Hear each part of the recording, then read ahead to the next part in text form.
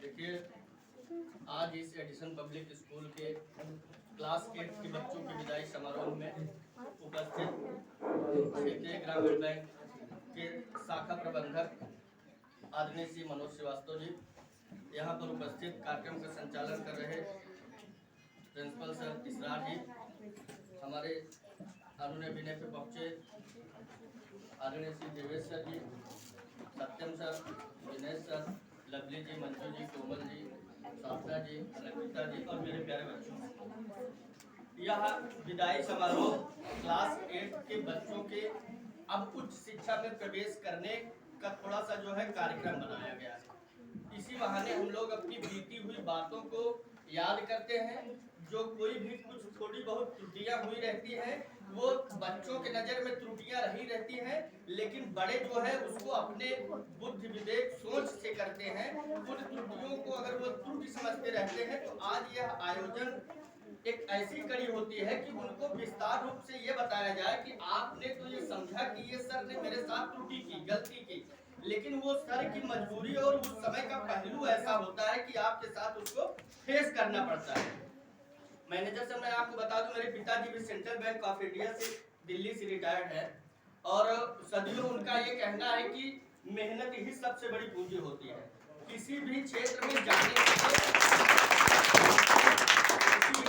जाने के लिए अगर आप शॉर्टकट का कोई रास्ता नहीं होता। हम लोग 20 बाई 20 के कमरे में सन 2010 में आदरणीय इसरार जी के साथ इस विद्यालय का शुभारंभ किया था। अगर कोई ये समझे कि अभी तो हम इसकी शुरुआत कर रहे हैं, आगे क्या होगा, होगा या नहीं होगा, इसको आप लोगों को नहीं सोचना है या किसी को नहीं सोचना है। सिर्फ हमको उस आज के जो हम लोगों ने अपना जो कॉन्सेप्ट बनाया है कि इसके बाद ये करना है या मुझको ये अचीव करना है, सिर्फ उसको ध्यान में रख के लोग जो है मेहनत करते हैं और लोगों को मेहनत करना चाहिए। और मैं आपको बता दूं, जो क्लास 8 के बच्चे आज जिन लोग बच्चों का विदाई समारोह हो रहा है, वो बच्चे नर्सरी में जैसे कि बच्चों ने भी बताया कि 5-6 वर्ष के थे और 5-6 वर्ष के बच्चों को न तो रहना, न खड़े होना, न बैठना, माने किसी भी प्रकार का कोई बोध नहीं होता। उनको पेंसिल हम लोग अपने क्लास में बताते हैं कि इस तरीके से पेंसिल बनाइए, इस तरीके से काटा गया है, ABCD 1 2 आप सीखिए। तो हम लोगों का जो भी इतिहास है, कभी कभी बच्चों को ऐसा लगता है कि किसी भी चीज के, जैसे हम लोग पहुंचे कि एक डेस्क गिर गई, सपोज दैट सर क्लास में डेस्क गिर गई और उस डेस्क में 5 बच्चे बैठे थे या 4 बच्चे बैठे हैं। अब टीचर को तो ऐसा लगा कि डेस्क गिर गई तो मैं किसी एक बच्चे को पीटूंगा, तो हो सकता है मैंने तो देखा नहीं कि डेस्क किसने गिराया,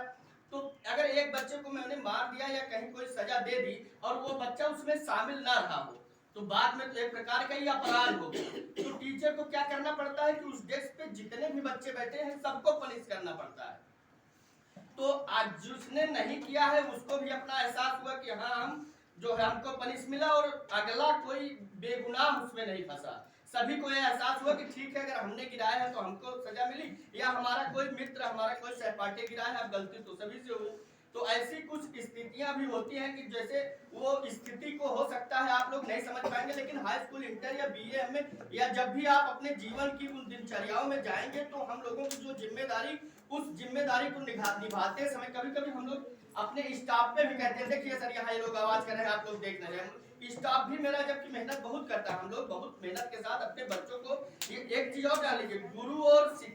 और पिता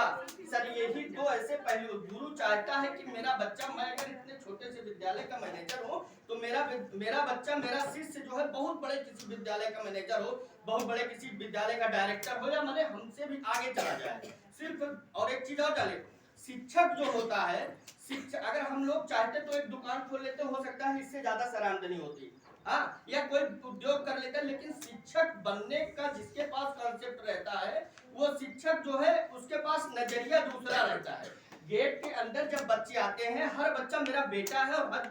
हर बच्चियां मेरी बेटी हैं। अगर व्यक्ति जो है अगर शिक्षक बना है तो निश्चित हर उस समाज से अलग उसका कॉन्सेप्ट है। आप लोगों को सदियों सोचना चाहिए कि अध्यापक जो है बाहर की दिनचर्याओं से, बाहर की जिम्मेदारियों से उसका अलग रूप रेखा है। तो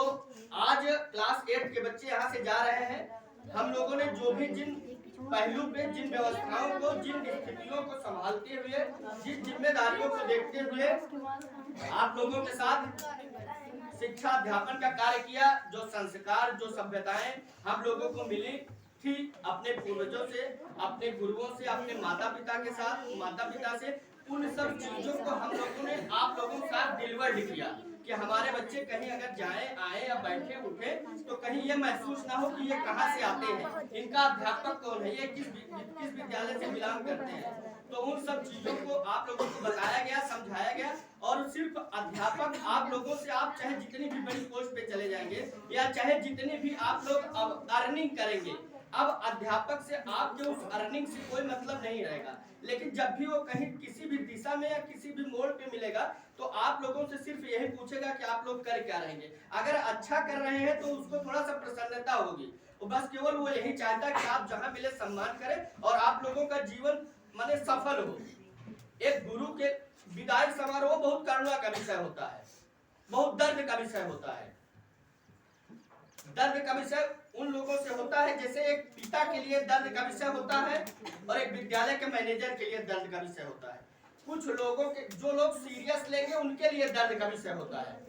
एक वो मैनेजर, वो प्रिंसिपल, वो जो अध्यापक 5, 7, 8 साल से आप लोगों को छोटे से लेके आज इतने बड़े रूप में देखा है, और उसके बाद जाने के बाद कहीं ना कहीं, जैसे कल आप सड़क पे मिलते, अभी आप लोग क्लास 7th में पढ़ रहे हैं, कल आप सड़क पे मिलते, कहीं टहलते, तो दूसरे दिन के स्कूल आप लोग आते तो मैं आपसे ये पूछता, ये बताइए करण वर्मा कल कहाँ आप टहल रहे थे, तो आप बताते कि हाँ सर इस काम से गए थे। लेकिन अब जहाँ कहीं भी आप लोग जाएंगे दूसरे दिन क्या हम वो क्वेश्चन कर पाएंगे? इसलिए कि अब आप हमसे दोबारा उस प्रांगण में, उस विद्यालय में नहीं मिलेंगे। तो हम ढेर सारी शुभकामनाएं देते हैं बाबा घुईसर नाथ के आशीर्वाद के